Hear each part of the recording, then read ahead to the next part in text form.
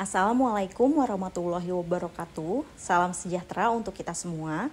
Perkenalkan, nama saya Alvita Zaskia Ardana. Saya ingin mengajak semua untuk merenungkan sejenak tentang sebuah topik yang sangat penting, namun seringkali terlupakan dalam perencanaan keuangan, yaitu pentingnya dana darurat. Mari kita mulai dengan sebuah fakta yang cukup mengejutkan.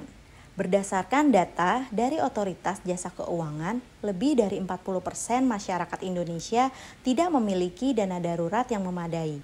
Angka ini tentunya sangat mengkhawatirkan, karena tanpa adanya dana darurat yang cukup, kita menjadi sangat rentan terhadap berbagai resiko finansial yang datang tanpa diduga, seperti kecelakaan, kehilangan pekerjaan, atau bahkan bencana alam. Saya yakin kita semua pernah merasakannya. Saat keadaan tak terduga datang, tanpa persiapan yang cukup, kita bisa merasakan sangat terbebani. Sekarang, mari kita bahas masalah yang sering kita hadapi. Saat ini, banyak orang terjebak dalam gaya hidup konsumtif dan tidak memiliki perencanaan keuangan yang matang. Banyak dari kita yang mengabaikan pentingnya menyisihkan uang untuk masa depan, dan lebih memilih untuk memenuhi kebutuhan atau keinginan sesaat. Akibatnya, banyak orang yang terperangkap dalam utang kartu kredit, pengeluaran yang berlebihan, dan bahkan tidak memiliki dana darurat untuk menghadapi situasi darurat. Kita pun akhirnya merasa cemas, tertekan, dan takut akan masa depan finansial yang tidak terjamin.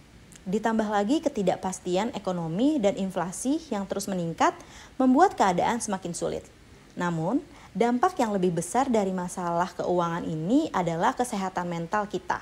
Stres yang timbul karena masalah keuangan bisa mempengaruhi kualitas hidup kita, menyebabkan kecemasan, bahkan depresi. Tidak hanya itu, masalah keuangan dapat merusak hubungan sosial, bahkan hubungan keluarga. Jika terus mengabaikan pentingnya perencanaan keuangan, kita bisa menghadapi kesulitan yang lebih besar di masa depan, seperti ketidakmampuan untuk pensiun dengan nyaman, atau bahkan tidak siap menghadapi keadaan darurat. Ada solusi untuk masalah ini, dan itu dimulai dari perencanaan yang matang. Pertama-tama, kita perlu menyusun anggaran dan pendapatan kita untuk memahami kemana uang kita pergi. Dengan mengetahui kemana uang kita digunakan, kita bisa membuat keputusan yang lebih bijak dalam mengatur keuangan.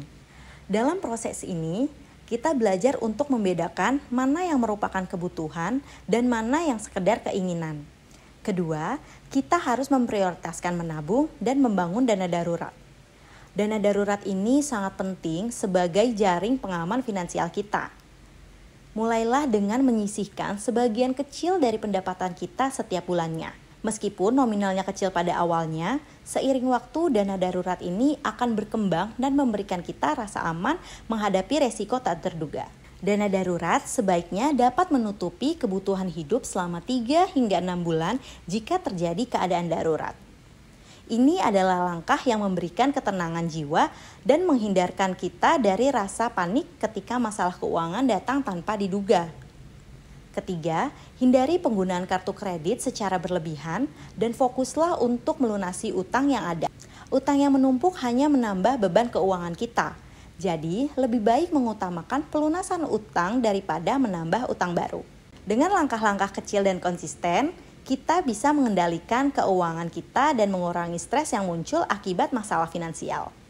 Bagi kita yang merasa bahwa langkah-langkah ini mungkin sulit dilakukan, ingatlah bahwa semua perubahan besar dimulai dari langkah kecil. Mungkin pada awalnya kita merasa berat, tetapi seiringnya waktu, kebiasaan ini membawa perubahan positif yang besar dalam kehidupan finansial kita. Marilah kita mulai dari sekarang untuk mengatur keuangan. Ingat, masa depan kita ditentukan oleh keputusan-keputusan yang kita buat hari ini. Terima kasih atas perhatian Anda. Semoga kita semua bisa mencapai kebebasan finansial yang lebih baik dan hidup lebih tenang. Wassalamualaikum warahmatullahi wabarakatuh.